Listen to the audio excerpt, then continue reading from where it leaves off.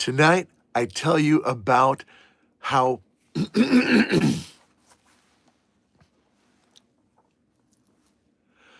let me tell you about how I packed everything and moved to Los Angeles to chase the Hollywood dream. And after a few days, it all went crazy.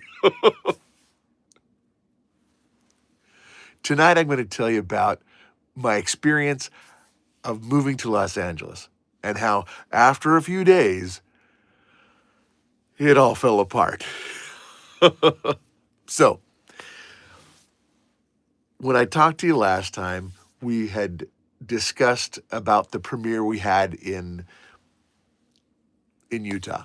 And so after that premiere, and I'd been working that year really hard, and I was having a lot of great success. I think I filmed like 3 commercials for the local Utah market. I was working pretty regularly as an actor. It wasn't paying the bills, but I was having a lot of fun doing it. And I figured after this premiere, like, come on, it's time, right? I've worked at Universal Studios Japan. I've toured. I've been in lots of different productions, theater productions. Like, I was ready. Like, I'd done lots of film and commercials in Utah. So, like, and I'd built up a good little reel. Like, I'd done some featured extra work in some other movies as well. And so, like, I had put my reel together, and I put like all my best commercials on there. Like, I'd filmed a commercial for Wendover. I'd filmed a commercial for a Mountain America Credit Union. I filmed a commercial for the UTA bus at the local news station. Like, I was doing a lot of work. And so, I put all of the best stuff onto, like, at the time there wasn't nothing was digital at the time, back in 2003, go figure. So I put everything on a VHS cassette and put my business card on there, and packed up maybe 10 VHS cassettes and headed to Los Angeles. Packed so I had my Ford Explorer. I packed everything that I had in there. I didn't have an apartment or anything, so I'd arranged since my it's a Ford Explorer, has relatively pretty large, and so I'd put everything kind of around that and so that I could sleep in the back of the car, and I just kind of set it up as that's like, this is where I'm going to live while I'm finding an apartment and doing all that kind of stuff. Now, in my mind, in my mind, I thought, you know, I'm ready to do this. Like, it's just going to happen. Like, I'm going to move to Los Angeles. I'm going to meet someone. They're going to put me up in their guest house, and I'm just going to boom, boom, 6 months. I'm Brendan Fraser making movies. You know what I mean? Like, that was my thought. Like, how could this go wrong? Like, seriously, like, I'm doing so well in all that I'm doing. Like, it's a no-brainer. Like, how can you not hire me now and give me some acting work, and I can just start doing it full time? Like, that was my mindset. That was what I was gonna do. So, now at this point, I had not read any books about how to move to Hollywood. I had not yet discovered How to Be a Working Actor, which is a wonderful book, and I highly recommend it for anybody who's looking to get into acting and be a working actor. I highly recommend that book because it details specifically everything you need to do to set yourself up for success. So, and it's even then, it's still gonna take a lot to get yourself set up. Anyway, so I loaded up the car. I'm ready to go. I have my demo tapes. I've got my resume and headshot printed out. I got copies of those, so I can hand out to agents and find agents. Like, I'm ready to go. Like, I'm so pumped. I'm so excited. This is going to be freaking awesome. I can't wait. right? So this was in November, the end of November, right around. And you'll know why I'm laughing here in a minute. Right around Thanksgiving. So it was like the second or third week in November. I packed up my car and I headed out. And I didn't have a whole. I think I had a total of like $400 in my bank account. What am I thinking? Like, seriously. So I I seriously thought someone was going to put me up at their guest house. I honestly did. I thought, oh, I'm going to meet someone, no problem. I'll just guest house, I'll stay at someone's house. No, not a biggie, right?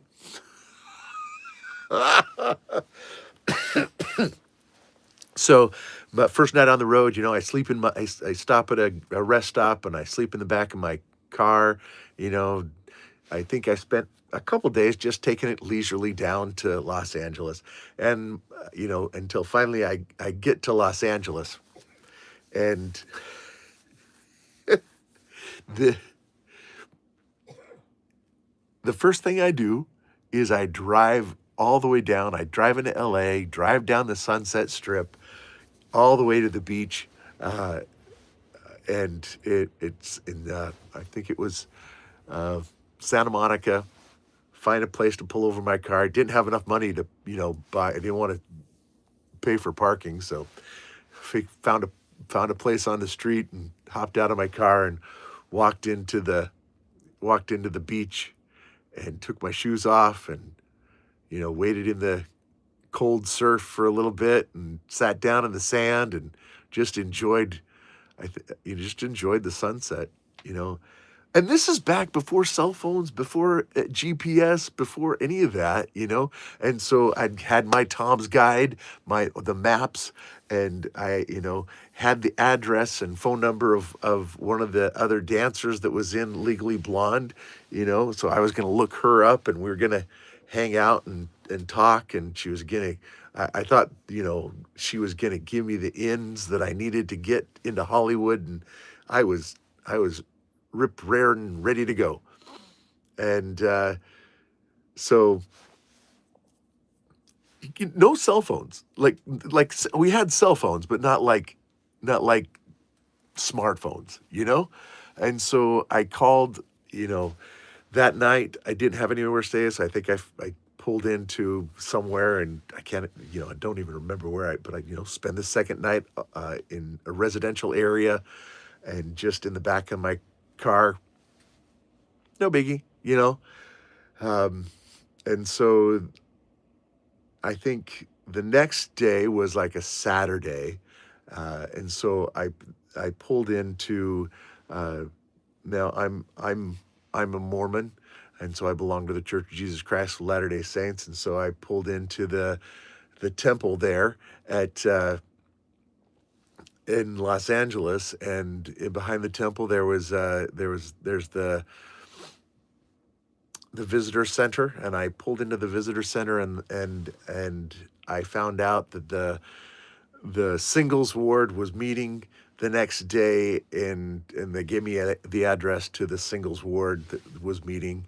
And so, I think that night I think I parked outside of the temple grounds and just camped out uh, in the view of the Angel Moroni there. I felt safe for some reason. Anyway, so dude, time goes so fast. I'm going to make this episode a little bit longer because I want to get through this whole story because it's just so much fun. So, anyway, I talk to my friend, so I get to church and meet some people that I know actually. So I meet a few of the people that I'd built relationships at BYU in Provo who went through the film program, and so I talked to those people and we hooked up and chatted, and there was a guy that was there, and he looked. I don't know why I was like, "Hey, dude, what's up?" And like introduced myself, and he was like, "I'm Junior." He's like, "What's your name?" I was like, "I'm John Goodman." And It just so happened, John, we were both from Logan, and we both decided to move to Los Angeles at the same time. And I was like, wow, what a coincidence. Like, I met this guy, and we moved to Los Angeles at the same time. I can't believe it. So normally I would stop, but I want to finish this story because it's just fun. Anyway, so I met John, and I met a few of my friends. We talked to them, and of course it's Thanksgiving weekend, and so some of the people that we met were like, "Hey, why don't you come over for you and John? Why don't you come over for Thanksgiving that night?" And so some of my acquaintances that I had met in Provo and John, we all hung out and had a lot of fun, and we so that for the next couple nights, I think I stayed with my friend who was studying to be a mortician, and uh, Matt. I stayed with Matt in his apartment, but his wife was coming, or he was going back to Utah for Thanksgiving, and so that just lasted a couple days. And so anyway, I went and uh, went to my friends for Thanksgiving. And then that night they were like, hey, we're going to Ensenada this weekend. If you want to join us, you know, we're going to go to Ensenada and, see the sights in Mexico. I was like, gee, I've never been to Mexico. Why not? So, so, so anyway, for the next couple days, I'm looking for apartments. Of course, my credit is terrible.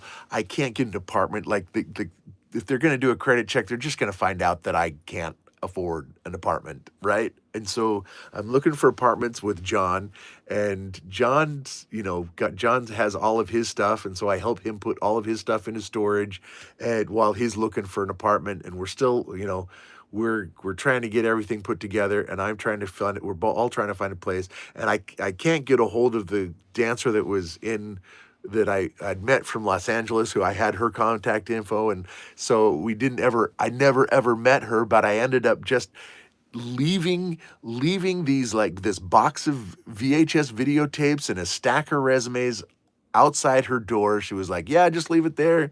I'll pass it on."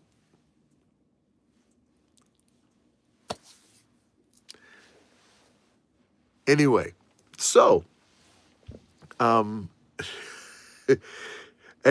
little by little, I only have $400, so my money's like boop, boop, boop, boop. I don't have a whole lot of money.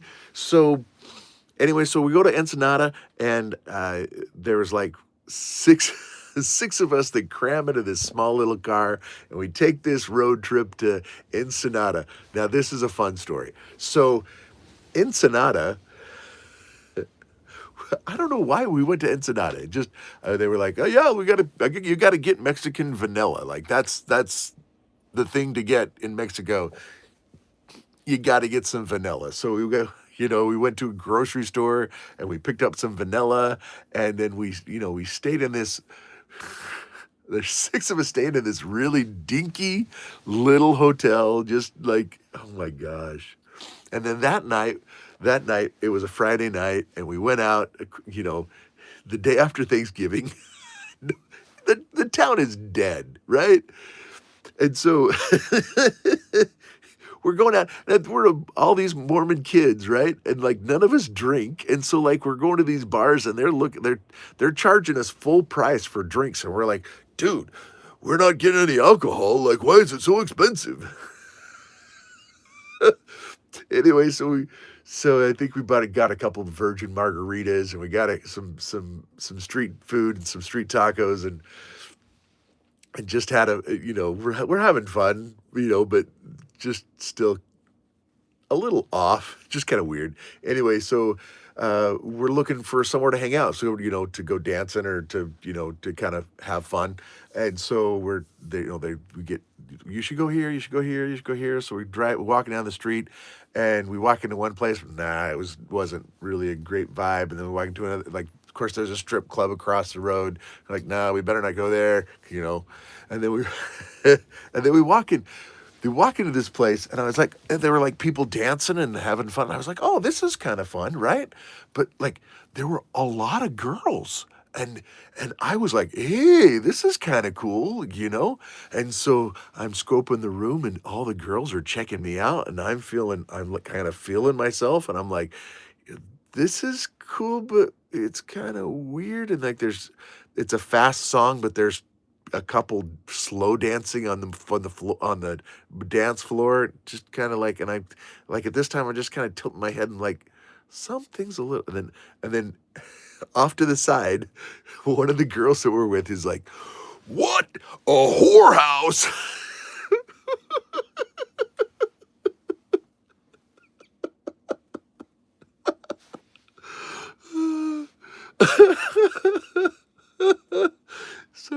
So, needless to say, we pack it up and we move. We get out of Dodge. We go back to the hotel.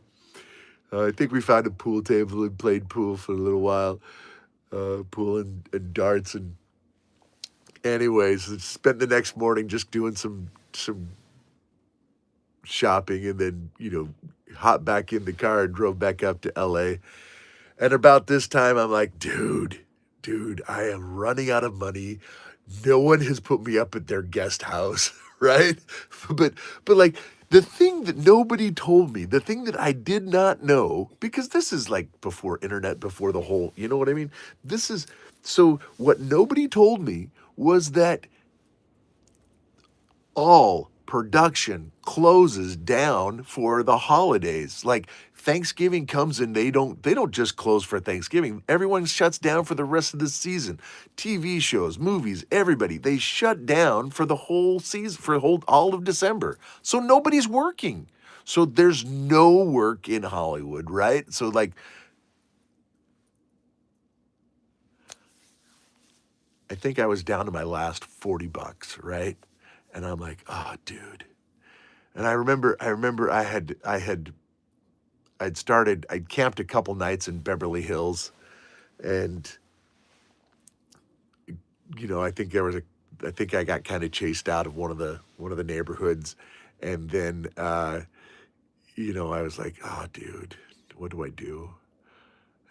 And so like my dreams are kind of crashing down, and then I was like, dude, I don't have any money. I don't have, like, nobody's put me up at their guest house. I don't have any work. I haven't, so I sheepishly just drove back to Utah. And needless to say, I was fully accepted. Family embraced me and welcomed me back, but like it stung a little. I really, wanted it to happen. I really wanted it to work. I really wanted that dream to come true. And over the next few years, like I did some more research, and I read books, and I figured out what I needed to do, and went to a couple of talent showcases. And anyway, but that's my LA story. And so thank you for joining me on this story of my first move to Los Angeles. And my second move to Los Angeles was a lot more fun, a lot more interesting, a lot more well planned out. And it turned out to be a really fun and enjoyable experience. And I'll have to share more of those stories in the future. So thank you for tuning in. I know it turned out to be a longer one, about double the time. But anyway, I wanted to tell the story of my first move to Los Angeles. Thanks for tuning in. We'll see you next time.